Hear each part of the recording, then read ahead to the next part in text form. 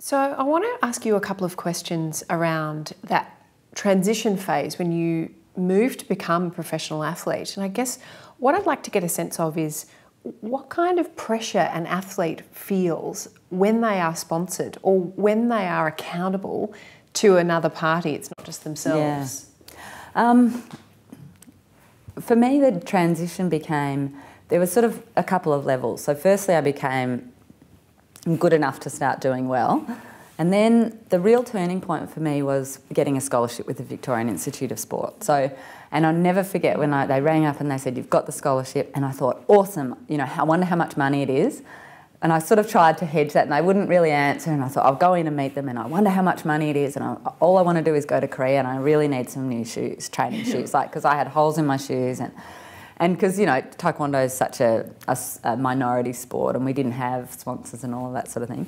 And, we had to pay our own way at that stage. And so I get in there at this meeting at the VIS and I kept just, so how much money am I going to get? It was really what I really need some new shoes and I really want to go back to Korea. And they just kept talking about, it's not about the money, it's about the services. And I'm like, yeah, I get that, whatever, services, but how much money am I going to get? And he kept coming back to these services and how much do you use the program, and it's really for you to drive getting the most out of it. And it took me a while, the disappointment of, or maybe I could afford to get the shoes out of the scholarship, but it wasn't just about spending the money on going to a trip to Korea. So the money wasn't, there was a little bit of money, but it wasn't the main part of the scholarship. But the things that scholarship gave me were absolutely invaluable. And so I did take their advice and I went out and sought out a whole lot of different people. So sports psychologists, nutritionists, looking at biomechanics and that sort of thing. And I was like a sponge. It was like whatever I could learn from anyone that was out there, I just, absorbed this information. And it sort of stepped me on a path of actually seeking things for myself. So it was really good because it wasn't to do with the association. It wasn't my coach saying, "Oh, we've got this guy coming in to talk to you guys." It was me actively going out and seeking people. And not everyone in the team was doing that and not everyone had scholarships. There was only, maybe 2 at that time, for Taekwondo, and then it got later as it became an Olympic sport. But that set me on a path of sort of looking at myself in a different light. It wasn't just training and, I guess the mindset in the training hall, but it was much bigger than that. And I had a sports psychologist, Noel Blundell, and he used to use a light machine and he used to measure reaction times. And at the beginning it was kind of fun, and I was dieting always and dropping weight, and he used to reward me with jelly beans. So I did pretty well with the American jelly bean, the tasty one. And so what that did is I'd sit my finger on this ledge and there'd be 4 lights, sort of like in the mastermind game. And he'd say, "Okay, ready," and one of the lights would come up and then I'd have to hit the buzzer in front of that light and it would gauge reaction time. But what we started to work with was the mental process and the state that your body's in as you get ready to anticipate that light. So the more I was trying, the slower I was. So it actually gave me a whole way of understanding my body. And times when I was really in stressful situations, say in the final 20 seconds of a fight, and I'm up and I've got this girl chasing me and chasing me and chasing me, not to go, okay, hold her off and be really tight and anxious, but to go, I'm fast, I'm loose, so staying loose within my body, because, you're so much faster when the muscles are loose and relaxed. So it was sort of gauging how my body worked, and mind and body together. And then how I translated that in the ring to give me the confidence to be relaxed and be loose and be able to move in the ring. So something like that was just, so different than the money to buy a new pair of shoes or go to Korea. So once I had the scholarship with the VIS, that just changed everything. It changed my whole world. And then I remember someone saying to me, "You're an athlete," and I was like, "Me? I don't think so." But then I thought, well, I guess I am.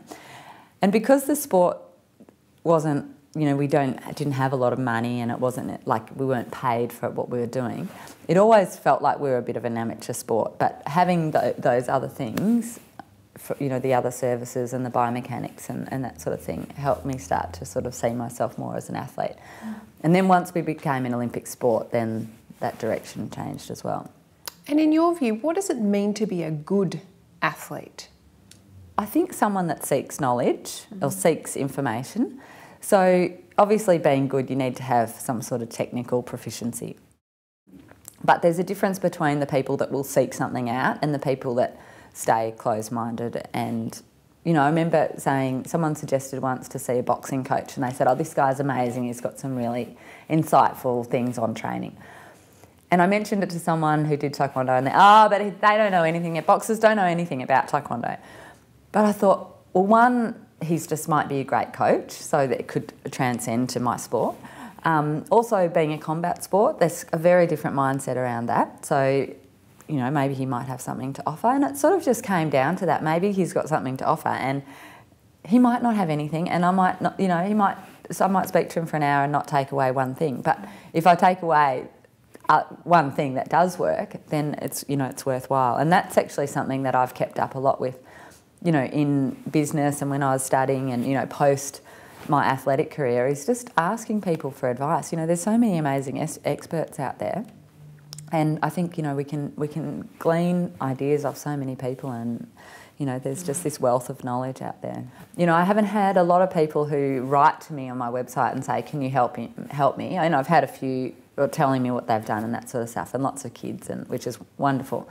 But there's only been a handful of actual, like, athletes, and there was this one girl that she emailed me, she sent me all her stuff, she sent me a DVD, and, you know, that to me I really admire, and that I see that spark. It's her who's being proactive and going out of her way to seek out some information. And, you know, she's, like, I might say something that, you know, she doesn't like, she doesn't have to use it, but I think that someone who, reaches out, that's probably one of the most important things. You've been described as someone with inner arrogance before, which is a pretty strong term. Yeah. When has that not worked for you, do you think? Well, I think inner arrogance, it's really mainly about being in the ring. I think you have to have an arrogance about stepping in the ring, because it's so... Because you stand your ground and you pretty much have to have won the fight before it starts. And you also have to show there's the corner judges, and so you're actually showing... Taekwondo is a subjective sport, so just now they're starting to have electronic sensors, so it's power, and, you know, you register on the pad and it goes on the scoreboard. But when I was competing, a lot of it's about the showmanship and the craftsmanship of the, you know, showing that you're scoring the points, and that, you know, otherwise you might hit the loudest, make the loudest pop on the protector, and it doesn't score because you haven't kind of shown the judges that they can see your foot touching that. So I think a lot of it's really about being in the ring. And really, for me, that's the only part of my life I was ever really competitive. I wouldn't say that I'm a competitive person. I'm say I'm driven, and I think there's enough in the world for everyone to do what they want to do. But it was only when I stepped in the ring that was about winning. So if you look at the tipping point of that arrogance into ego, have you ever been tripped up by your own ego? I'm sure I have been tripped up by my own ego. There's certainly, you know, I mean, I've made lots of mistakes, lots of challenges, and it's just, sometimes misjudgment and all of those things. But for me, I guess I look at things and go, okay, well, that didn't go so right, or that wasn't a good way to deal with that. And then I'm always sort of looking for, okay, so how do I go from here the next time? And so I'm sure there's lots of things that I've done that I've been tripped up by my own ego. But I think one of the things about being an athlete, it taught me to be quite critical about looking at yourself. Like I'm quite happy to go, you know, if someone tells me that, you know, like my husband, for example, he might say, well, you're really controlling, which I am, but he is too. We're both oldest children, and so we both want to do it our own way. But that's fine, we both know that, and so then it can be like, okay, I see I did that or that or that or whatever. Yeah. And so, it's, you know, it's good to be able to look at yourself and dissect things and go, okay, well, I need to change this or modify that behaviour or whatever. And be willing to do the change. Yeah. Who has challenged you the most? Who's challenged me the most? Probably just off the top of my head, the first person that came into my head was my Korean coach, because I had a few different coaches, but Jin Tae-jong, he came out, he was quite young when he came out to coach us when Australia became an Olympic sport. I mean, Taekwondo became an Olympic sport. And Taekwondo Australia had this new program, we had the high performance, we had a lot of funding that we'd never had. And he came out into a very volatile world of Taekwondo politics. You know, there's always crazy stuff going on. And then he had all these athletes that he had to deal with who culturally, we're polar opposites, you know. You know, in Korea it's all about, you know, that you have respect by your position or by your age. So, you know, he told us he was a bit older just because that would gain respect. But we didn't care about how old he was. Or in Australia, you earn respect by your actions. And so it was a really culturally different, you know, these women in the team that were like outspoken and, you know, he'd tell us to do something. Oh, why are we doing that? Yeah. What do you mean why? No one asked why in his world of training.